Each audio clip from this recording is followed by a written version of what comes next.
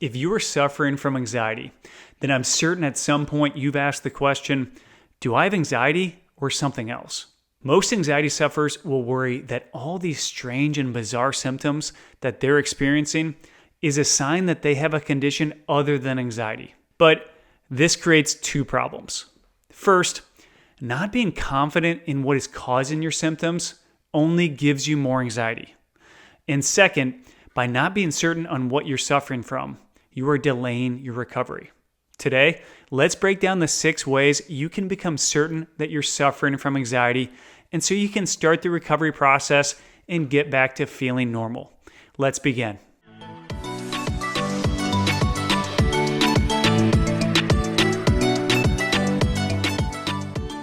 Hey friend, Peter Wessels here with Fearless Anxiety. Before we get into the episode, I want to give you a gift for joining me here today. I've put a complete breakdown of the recovery process in the link below, and it's called the 5-step cure to anxiety and panic attacks. It'll walk you through what anxiety is, how you need to approach it, and the different stages of the recovery process. It's completely free, and it's in the link below, so make sure you download it before you leave. All right, the first way you can identify that you're suffering from anxiety is if your symptoms began after what I call a triggering event. Many times, if you're suffering from anxiety, your anxiety begins quite suddenly. It could have been that you had a panic attack or you were going through a stressful period in your life, and then suddenly, all these strange and intense symptoms started. You began having episodes of severe anxiety and maybe more panic attacks. You might have started having heart palpitations, dizziness, derealization, and other symptoms. When all of this happens quite suddenly, it is extremely likely that what you're dealing with is simply anxiety. All right, but you might be saying, Peter, what if there was no triggering event? Well, don't worry, that can happen too. For some people, anxiety comes on more gradually over time. And that's why this is not the only identifier we use for anxiety. Okay, so what are some of the other key signs that you are dealing with anxiety?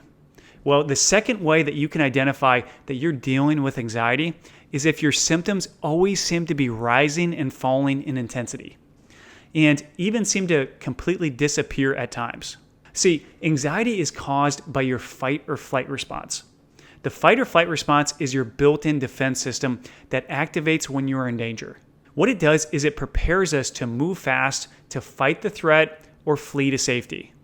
For instance, if you see an oncoming car coming towards you while you're crossing the street, your fight or flight response engages, and it floods you with adrenaline and stress hormones. What that does is it allows your body to spring into action so you can hopefully get out of the way of the oncoming car. But when you're suffering from anxiety, your fight or flight response has begun to malfunction. It is now triggering the response even when you're not in danger. So it'll flood your body with adrenaline and create these feelings of sheer panic and anxiety despite you maybe comfortably sitting in the safety of your own home. But here's the key. The adrenaline and stress hormones of your fight or flight response have a limited lifespan. They will peak, but then they're ultimately going to subside. So this means that you will feel symptoms rise and fall throughout each day and each week. This is a huge sign that you are dealing with anxiety as opposed to some other illness or condition. So again, if you are experiencing waves of anxiety and your symptoms kind of come and go at times, this is often a clear sign that you are experiencing anxiety. All right, the third way that you can identify that you have anxiety is you're finding that your symptoms shift unpredictably. This is a hallmark of anxiety, and it is due to the sensitization of your nervous system. For example, in the morning, you might be dealing with heart palpitations, but by the afternoon, you have intense depersonalization such that you feel completely disconnected from your body. So in other words, these symptoms can just keep shifting around, and it can make it very hard to believe that all these symptoms are caused by anxiety. But that's exactly what anxiety does. And so if that's what you're experiencing, it is a very strong sign that you're dealing with anxiety. The fourth sign of anxiety is if you begin to avoid certain situations. What I mean by this is you're starting to have places that you can and can't go and things that you can and can't do. What happens when you have anxiety is that you start to avoid places or situations that might trigger additional anxiety. This is normal, and it's something I became an expert in when I suffered from anxiety. I began avoiding crowded places, friends' homes, or going anywhere out of town. I not only wanted to avoid places that triggered more anxiety, but I also wanted to be able to quickly get home if I felt my anxiety coming on. Unfortunately, as my anxiety became worse and worse, I started to not even leave my house unless it was absolutely necessary. So if you're finding yourself doing this, if you are avoiding situations or places, I want you to know that this is a telltale sign of anxiety. Okay, so the fifth sign of anxiety is if you're experiencing intrusive, anxious thoughts. These thoughts are often about your anxiety itself, and they tend to start with the words, what if? For instance, what if I have a panic attack? What if I'm stuck this way forever? What if I have to skip my daughter's dance recital? Your anxious, fearful mind can become bombarded by these types of thoughts. You'll notice that even though you'll want to get rid of them and focus on something else, these thoughts are so terribly intrusive that they're going to pop right back into your mind. The reason for that is because your body is in fight or flight mode. So it's in this heightened, hyper-aware state where it's constantly doing crisis planning. It, in other words, wants you to be prepared if you have that panic attack and quickly need to leave the dance recital.